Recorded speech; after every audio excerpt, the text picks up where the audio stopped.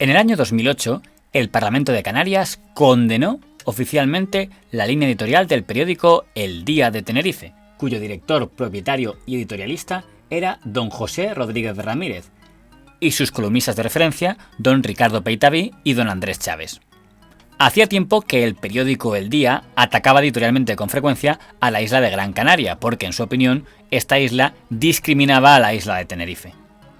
Fue célebre su radical oposición a que se rompiera el monopolio de la Universidad de La Laguna en Tenerife, creando otra universidad paralela en Gran Canaria.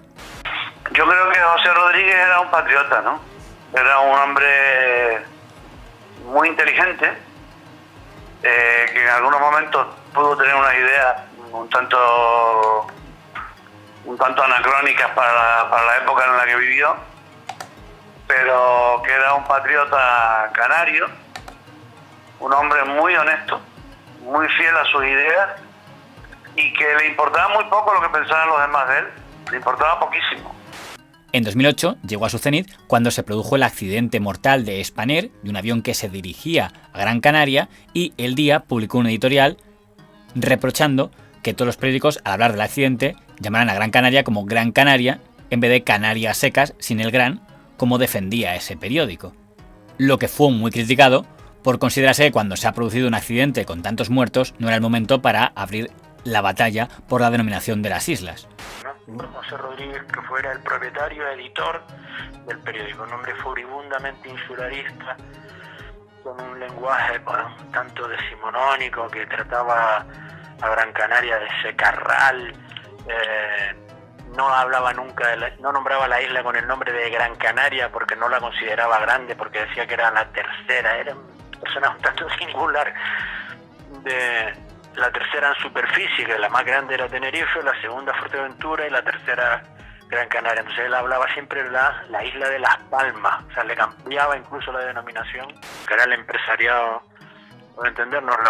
Tenerife es una provincia más agrícola, Gran Canaria es una provincia más industrial, más comercial, por el tema del puerto además, ¿no? Entonces, eso ya se ha ido con el tiempo difuminando, pero en aquel entonces era ese el espejo, ¿no? Y en su última etapa, El Día, periódico más leído de Canarias, rozó posiciones independentistas, presentando al Estado español como una lacra para Canarias y para Tenerife. ¿Quién puede creer y admitir que estando a apenas 100 kilómetros de las costas marroquíes podemos ser españoles? Nadie en su sano juicio puede hacerlo, salvo que sea un deleznable españolista. Qué envidia nos dan países como Cabo Verde o las Seychelles, pequeños pero libres. España tiene que concedernos la libertad.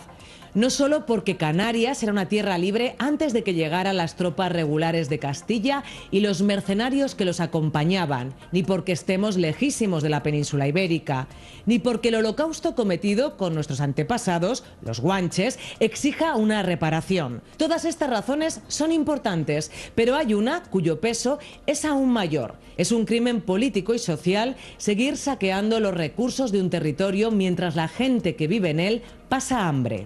No, nunca dejó de sentirse español. Lo que pasa es que en un momento de su vida cambió y le interesó más una Canaria con menos ataduras nacionales que una Canaria más dependiente del Estado.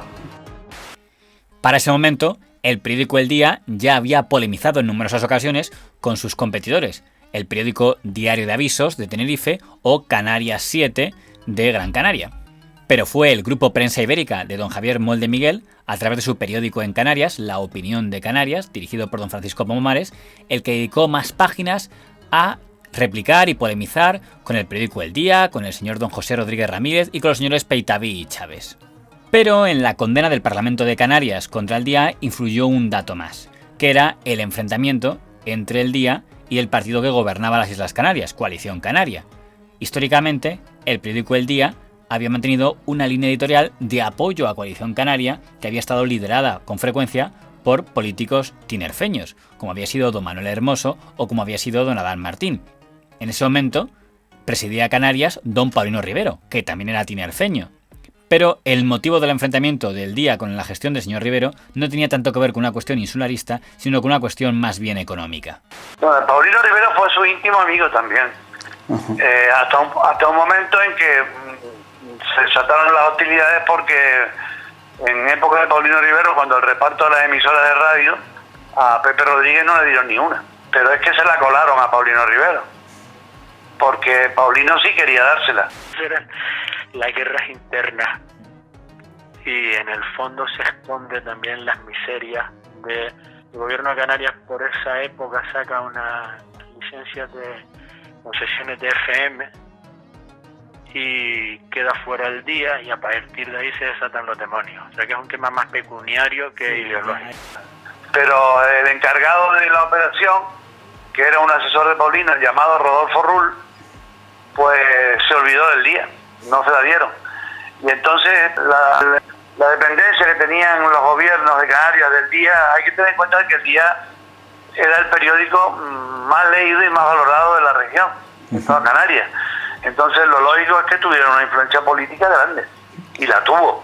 La campaña del Día contra Coalición Canaria les molestó lo suficiente como para apoyar una condena de la Mesa del Parlamento de Canarias contra el periódico El Día, siendo el primer parlamento autonómico de España que condenaba la línea editorial de un periódico.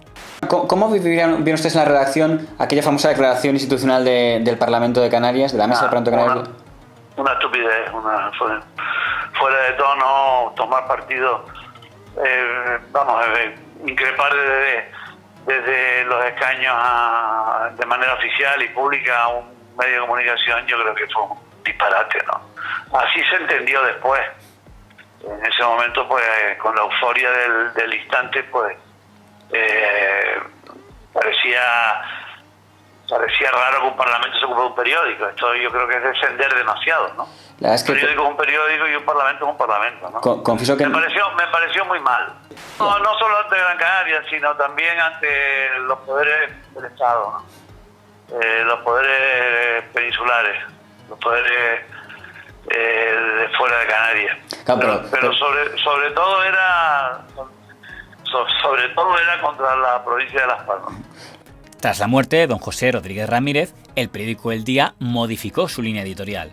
Don Ricardo Peitaví y don Andrés Chávez fueron despedidos y el periódico fue adquirido por la editorial Prensa Ibérica, que sacrificó su hasta entonces marca en Canarias, La Opinión de Canarias, que fue cerrada, y convirtió al Día en su bastión en esa comunidad porque era un periódico bastante más rentable. De hecho, el señor Pomares pasó a El Día, dándose la originalidad de que pasaba a escribir en las páginas de la cabecera que tanto había criticado tiempo atrás.